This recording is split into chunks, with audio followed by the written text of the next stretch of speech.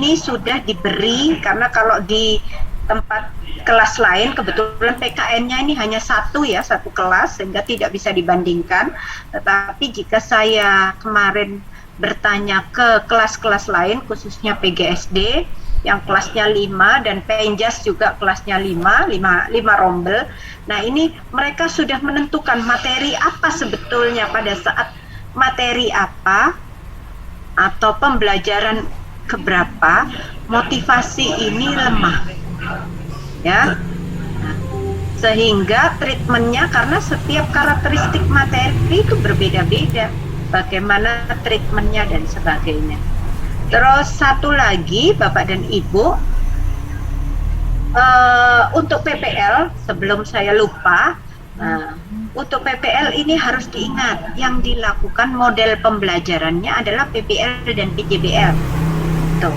Tetapi tidak menutup kemungkinan model pembelajaran PBL dengan menggunakan media ini. Hanya alurnya yaitu PBL dan PJBL. Tuh, ya. Nah, monggo mungkin ada tambahan dari Pak Rahmat. Ya, terima kasih Bu. Ya, memang untuk penyebab masalah 1, 2, 3 itu memang di luar kelas ya. Tapi Bapak Ibu mohon untuk penyelesaian masalah ini itu lebih terfokus ke kelas saja ya. Sehingga yang di luar kelas itu bisa kita abaikan. Kalau ini dengan media ya, mungkin nanti ada mungkin permasalahannya anak kurang minat atau minat baca, literasi. Ini bisa Ibu kembangkan ya. Itu dari kelas lain atau guru lain. Nah, saya kurangnya apa? Seperti itu. Terus ternyata kemarin cara mengajar saya dengan menggunakan media ini, dengan menggunakan model ini, ternyata dengan karakteristik siswa yang saya yang saya miliki, saya hadapi tidak cocok. Maka, guru wajib membuat rencana, wajib melakukan penelitian untuk perbaikan. Jadi terus terang sebetulnya akar permasalahan ada di dalam guru. Di dalam guru bukan berarti motivasi, tetapi pedagogiknya. Jadi terkait cara mengajar, terkait pemahaman, terkait kedalaman materi, keluasan materi, bagaimana cara mengajar supaya kalau materi ini tidak terjadi miskonsepsi, karena PKN IPS ini betul-betul abstrak, jadi bukan materi yang konkret. Nah, pada saat kapan Bapak dan Ibu bicara tentang PKN pada saat, ini kadang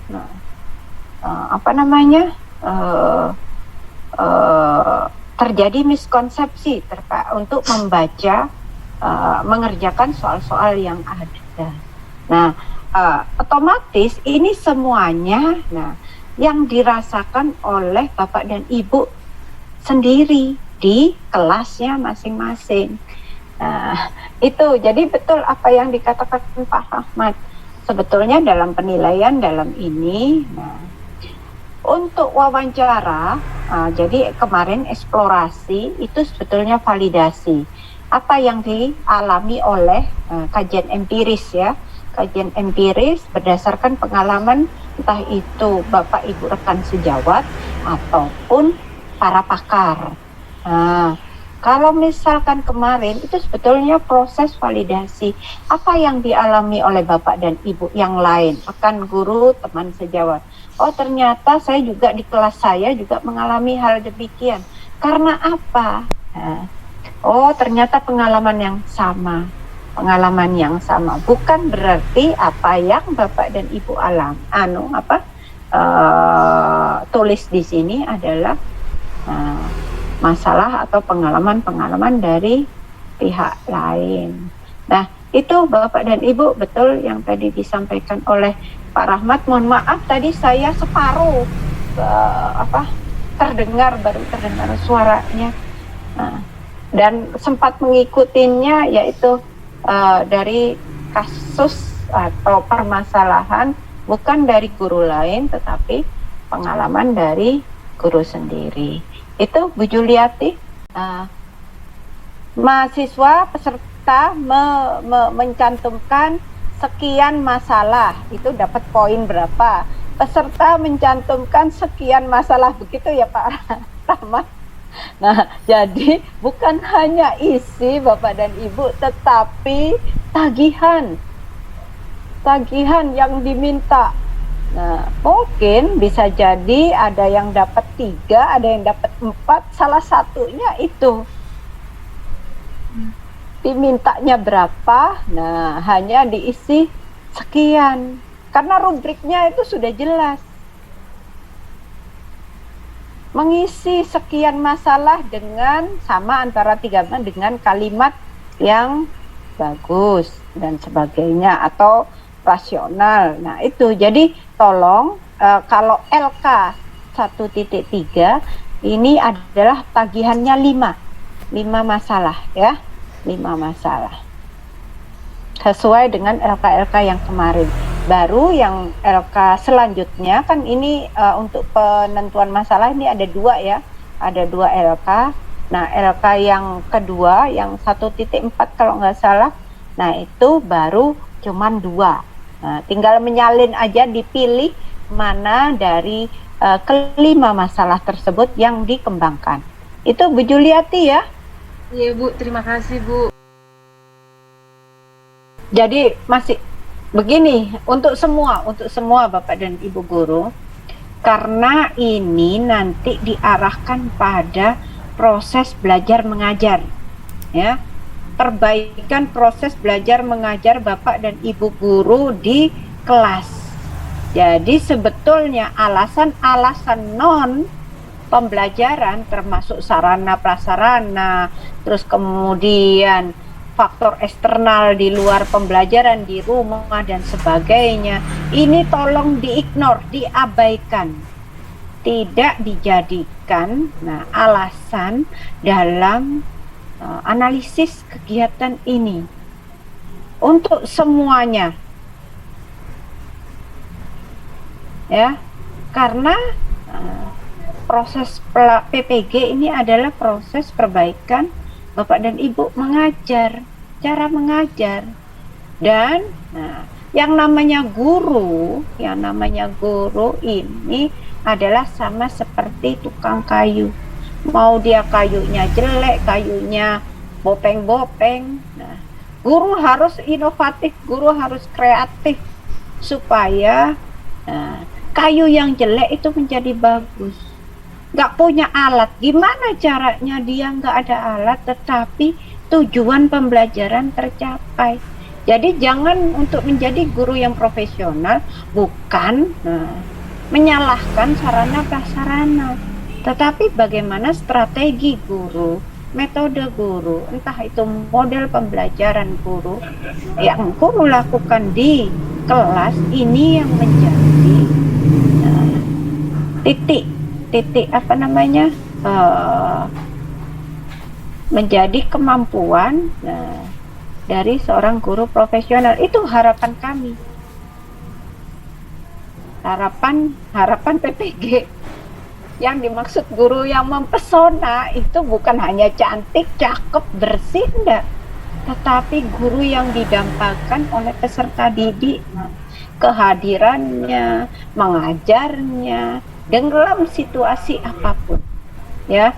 Nah, jadi memanfaatkan ini TIK sudah bukan ini, tetapi bagaimana caranya itu yang ini ya, yang bagaimana cara memanfaatkan TIK itu yang harus ditekankan dalam pembelajaran. Itu Bu Romansa.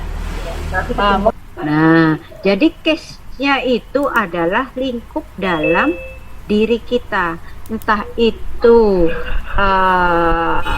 cara mengajar kita yang menyebabkan miskonsepsi, cara mengajar kita yang menyebabkan peserta didik kurang termotivasi, atau cara mengajar kita yang kemudian peserta didik hasil belajarnya jelek.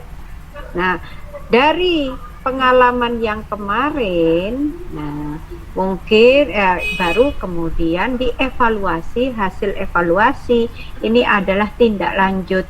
Nah, ini merupakan proses evaluasi untuk menyusun rencana tindak lanjut perbaikan pengajaran selanjutnya. Itu karena apa? Nah, peserta didik kita ini tidak boleh, jangan sampai guru ini melakukan kesalahan. Malprakteknya guru itu lebih jahat daripada malprakteknya dokter. Serius ini. Kenapa demikian? Kalau guru melakukan malpraktek sekali, pasiennya atau korbannya ini banyak satu kelas. Belum lagi, itu saya dengar sendiri dari Prof. Muklas itu. Bayangkan kalau misalkan gurunya kemudian mengajar, guru yang peserta didik yang kita ajarkan jadi guru lagi dan kemudian mengajar hal yang sama, cara yang sama, dosanya berkelanjutan, begitu ya Pak Rahmat. Kalau dokter kan cuma sekali salah, satu kali melakukan malpraktek sudah salah, pasiennya, korbannya cuma satu, tidak lama, mati paling. Nah, tapi begini, itulah perlunya action research. Jadi perlunya setiap guru, salah satu tagihan Tridharma adalah melakukan penelitian, ya, melakukan penelitian. Jadi mengajar, penelitian dan sosial, melakukan pengabdian kepada masyarakat. Nah, penelitian kalau guru lebih ditujukan pada action research, pada PTK. Makanya nanti kenapa PTK ini masuk dalam kegiatan PPG yang nanti selanjutnya menjadi kinerja guru. Tagihan kinerja guru kalau pingin Bapak Ibu TPP-nya cair gitu ya Pak Rahmat ya. Bu, ini yang saya tunggu ini Bu. Saya tunggu ini. Jadi kalau nggak melakukan PTK Bapak dan Ibu, PTK bukan menilai atau memperbaiki orang lain, tidak ya. Itu Pak Budi ya. Jadi nanti redaksinya aja yang sama dicari ininya, ditambahkan penyebab-penyebab yang lainnya. Nah, ini banyak yang bertanya, ini ada Bu Teti, Bu Romansta, dan Bu Medi. Monggo, Bu Teti terlebih dahulu. Bu Teti jangan tua dulu ya. Ya. Terima kasih Bu buat kesempatannya. Saya mau bertanya Bu, seperti tadi tugas dari Pak Budi ini yang sudah ditampilkan, ternyata kan Bu ada beberapa masalah, tapi bisa dijawab dengan satu permasalahan. Jadi setelah saya analisis lagi masalah yang saya angkat itu, ternyata yang saya angkat itu adalah adanya belajar, lalu literasi, sama satu lagi itu adalah mengenai sulit konsentrasi dalam kelas, dan semua itu bisa terjawab dengan cara guru mengajar Bu. Jadi kira-kira bagaimana dengan itu ya Bu? Ya, apakah itu masalah yang tidak bisa diangkat? Lalu yang saya temukan lagi setelah tampilan dari Bu Romasta tadi, memang Bu, di awal memang ada 6 masalah yang sudah diidentifikasi. Nah, tapi ternyata semakin memahami kemari, ternyata ada dari masalah yang sudah diidentifikasi itu bukan kita seperti itu Bu. Padahal di LK 1.3 ini, seperti yang Ibu sampaikan tadi, kita harus buat 5 seperti itu. Jadi bagaimana kira-kira masukannya Bu? Terima kasih Bu. Ya, baik. Terima kasih Bu Teti. Case-nya beda ya, kasusnya beda dengan Bu Romansa dan Pak Budi. Kalau Pak Budi ini karena tertulis di sini pada materi, nah, tata urutan perundang-undangan dalam sistem hukum nasional di Indonesia. Nah, untuk kasus yang satu dengan kasus yang kedua, materinya ini sama. Ya, kebetulan materinya sama. Nah, kalau misalkan ini saya biarkan, nanti akhirnya Pak Budi hanya tidak memiliki bahan untuk pengembangan perangkat pembelajaran yang harus mengembangkan 2 perangkat, yang kemudian 2 kali praktek. Nah, padahal prakteknya itu tidak boleh sama materinya, seperti itu. Jadi iya, jadi dari 5 ini diusahakan materinya berbeda, karena nanti perangkat yang dikembangkan itu juga dari materi yang berbeda. Bahkan nanti Bapak dan Ibu satu kelas ini tidak boleh dari pertemuan yang sama, apa namanya,